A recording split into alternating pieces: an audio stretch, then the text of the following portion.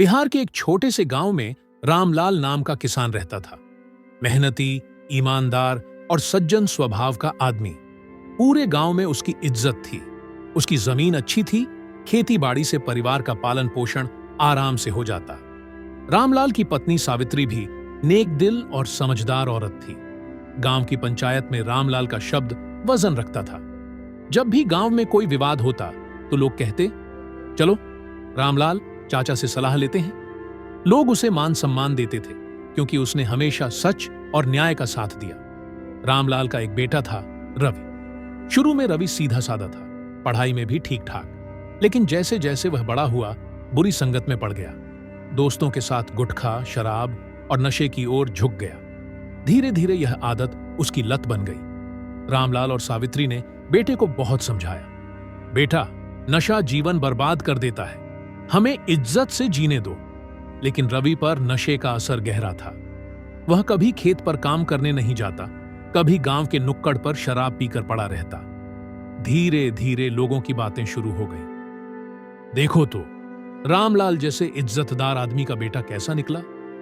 इज्जत कमाने में सालों लगते हैं और बिगड़ने में बस पल भर। ये बातें रामलाल के कानों तक पहुंचती तो उसका दिल टूट जाता। उसने बेटे को कई बार मारा पीटा, डांटा, लेकिन आदत नहीं गई। पंचायत में भी अब लोग चुप के ताना मारने लगे। रामलाल का सिर झुकने लगा।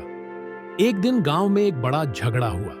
सबको लगा कि पंचायत में हमेशा की तरह रामलाल फैसला करेगा, मगर उसी वक्त रवि नशे में धुत होकर पंचायत के सामने आ गया और ऊंची नीची बातें करने लगा।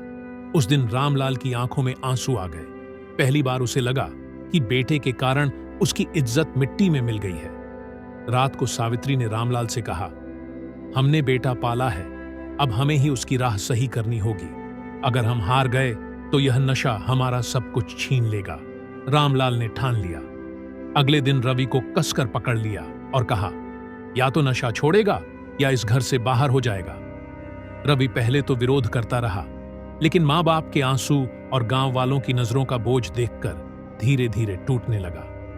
रामलाल ने उसे शहर के नशा मुक्ति केंद्र में भर्ती करवाया। महीनों की मेहनत के बाद रवि ने नशा छोड़ दिया।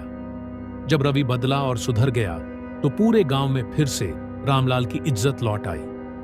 लोग कहने लगे, रामलाल सिर्फ अपनी मेहनत से नहीं बल्कि बेटे को सही राह पर लाकर भी बड़ा आदमी साबित हुआ। सीख, इज्जत सालों की मेहनत से बनती है, लेकिन बुरी आदतें पल भर में उसे मिटा सकती हैं।